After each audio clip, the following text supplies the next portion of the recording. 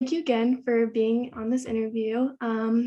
I would just love to begin asking you questions about how you first began your TikTok account, and what that looked like, what your thought process going into it was, everything like that. Yeah, well, it started because my kids were on this new platform I had never heard of Mhm. called and I've been playing music just alone in the bedroom with my guitar that my mom gave me, and that's just kind of how I'd relax after my engineering. But my kids were talking about it, and I'm like, hey, Dad wants to sing, because I've got all these songs from even though I'm not from the 50s, but not too far away. I have all the songs all the way up through the turn of the century and then moving forward. And I thought, people got to hear these. I often hear younger people say, you should hear this new song. It's like, well, it's not that new. So I wanted to put the whole ones back. So I just told my kids that I wanted to get on, and they strongly cautioned me back then. That was about 2 years ago. That it was really kind of a platform not for my age group, kind of thing. They said, "You're not going to make it, Dad," and it was actually kind of funny. So I said, "Oh, yes, I am, because people need to hear this music." So I told my son, "Well, tell you what, son, if I get 100,000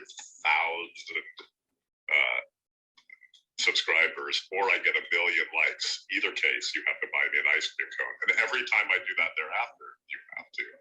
Well, he laughed. Obviously, he laughed and said, "That's not a problem, Dad, because that's the biggest fantasy that you're having."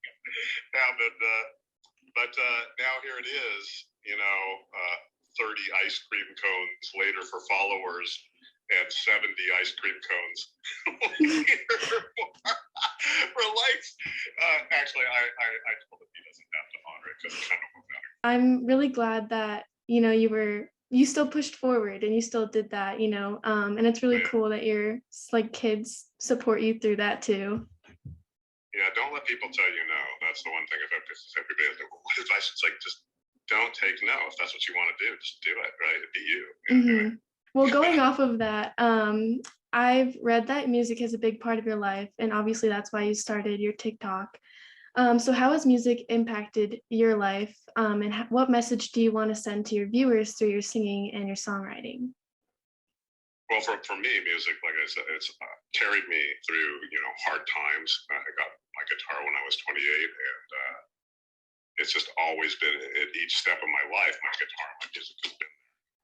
Go to a happy place, it's there. And then I thought, it's kind of stingy kind of to keep it to myself. So I just put it out there, and it's been well received. Yeah, definitely. I have to say also, you released music on Spotify. Is that that doesn't go anywhere? Yeah. That was my thing, and I also have poetry, by the way. I don't know if you've seen that, but Oh, really? I write books on Amazon, and if you really want to dig deep into Rodger's psyche and just the joy I have for life, I think in $6.99 for my first poetry book called Rodger's Renaissance Plug. What do you think of the viral POV phenomena and including all of your TikTok covers? Have you seen it, and what are your thoughts? Yeah, that one completely blindsided me. Really? Just different, right?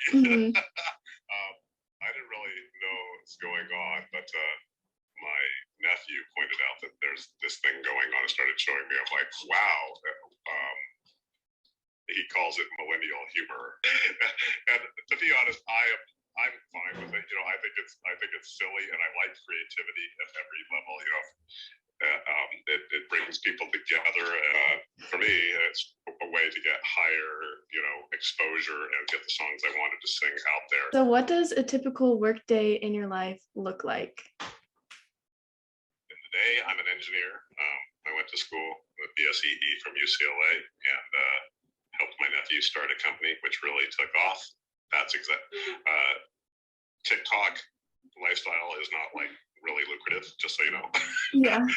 I'm happy that I am able to pay the bills with my engineering job, so I don't have to. I feel that's a real real problem for the struggling artists out there is, you know, they may not have that core income to help them grow. And for me, that's never been an obstacle because I just do my engineering, and this whole thing is like, as you can tell, it's like a hobby. It's what I did to relax after the engineering day, right? So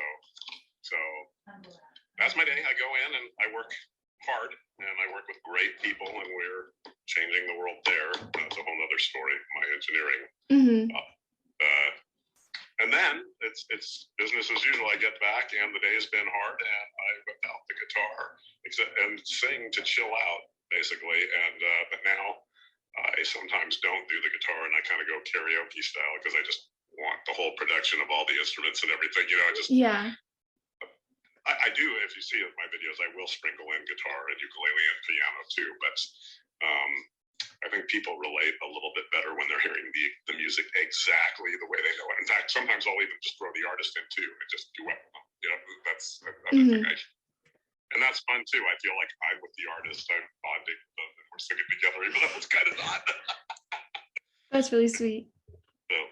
So on average, how many videos do you think you post a day? Yeah, I'm thinking I got to be pushing 5,000. When I began this thing, that part of the thing that my son and my family knows about me is when I do something, I go, also with this company, I'll start with my nephew. When I do something, I go in and then I just like double down and I go crazy. Like I uploaded so many videos. In the first 3 weeks, I uploaded 1,000 videos. Okay. Because I go nuts. I'm doing this, and I want to get off the ground. I uploaded so many that TikTok thought I was a robot and started slowing me down and blocking me and stuff. And they're like, people, this is not human. So it was, and it got me started. It got me, you know, past the first 1,000, which enabled lives. You know, and then it got 10,000, and then it petered off, and then. It was funny. Then it was just kind of idling around, 20,000 followers, which was not bad. I mean, here I am, dad is, at 20,000 followers. I thought I had just, that was the end all. Yeah. And somebody said, "Hey, can you play Love Sosa by Chief Keef?" Okay. And that's kind of, people don't picture a guy like me doing that, I did it, and that was my first viral hit. And I don't know, what did I get? Hundreds of thousands of views. It was crazy, right? And then and that's how it goes. And then more people watch, and then it just exploded. It's kind of once you get off the ground, things start to happen. That's why I also tell the people that are struggling with the low views and the low followers, there is a moment of lift off, if you will, and they just have to stick at it. Definitely, that's really great. Kind of a good segue from that. You just released merch. First of all, like, how does it feel to like be at the level of platform? You don't really think of that. Yeah. Something that came in my comments, like, you need merch. I'm like, that's kind of crazy. But I was mentioning this to my actual engineering boss, and he said, "Well, the people that want merch should be called Claymates." And I'm like, "Oh my gosh, you're a genius." So thank you, Anders. But I then immediately that day I trademarked Claymate. I love that. You can see it in my shirts. It says trademark. Did you come up with the designs and products yourself?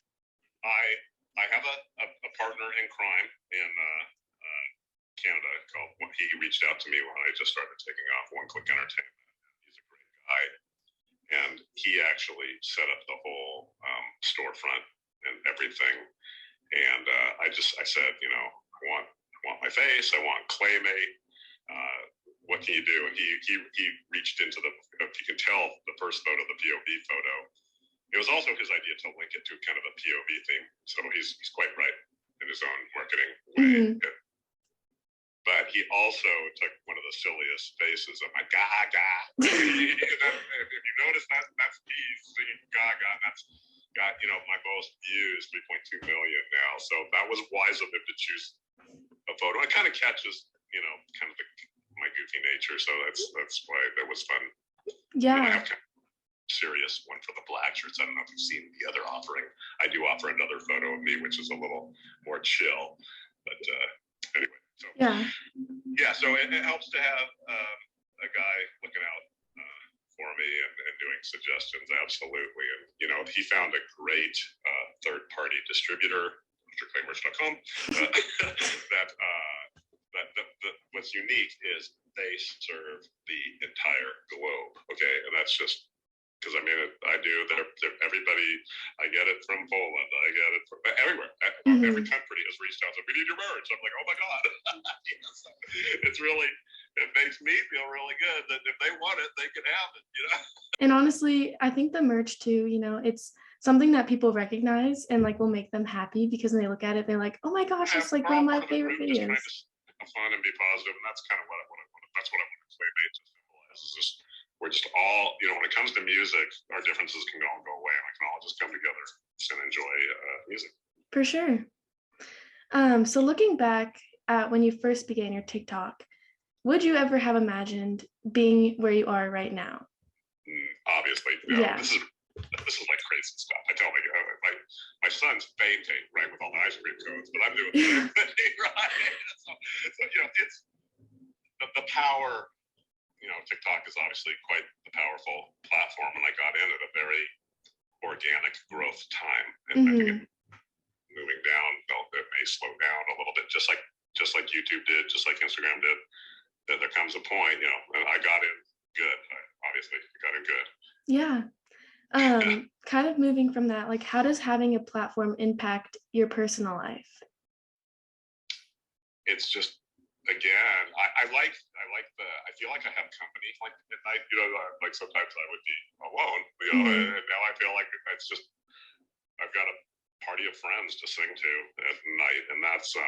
I don't know if you've been on my lives or anything, but those were always a good time. And I like, you know, I wanted to share it, and now I can, and it's just yeah, it's really, and people say such nice things. It's, you know, you hear a lot about all the hate, but to me, people are kind of really nice. I don't know what's going on. I'm not gonna argue about it. I just being kind of nice, you know. I kind of Yeah, like this. So let's just run with that. that's so fun. I think also like you've created such a positive space that it's really hard to, spread negativity because you're so positive that it's like, oh, there's nothing to hate. Well, that's great. I would love that to stay true. My last question for you is at the end of the day, what is your biggest goal when creating content online? Again, I still want to get, you know, the old music to the new generation. That's the number one. And I've got a backlog, you know, and I got thousands of requests. So I'm always doing the new stuff too. So it's Hmm. actually sort of the initial purpose to really flood you with old stuff is actually being balanced equally by all the new stuff that's coming in. And I do not consider that bad. In fact, it was actually a pleasant surprise. Like that was not what I was thinking was going to happen. I was going to give you my stuff, and Hmm. we were all just going to say have a nice day and enjoy the old stuff. But what a surprise is, you know, the younger group had their own set of music to show me. Look at me, surprise! Now I'm learning all that, and I like it too, right? So Yeah. you show me your stuff, I'll show you my stuff, and together we're all just learn all the stuff and sing together, and that's what I'm trying to do. The mission is just, you know, let's all just have a good time. But you know, COVID was kind of crappy, you know, it Hmm. kind of made everybody down and out, and it's just time to just get out and sing and be happy to be alive. Thank you so much again, Rodger, for interviewing. I really appreciate your time.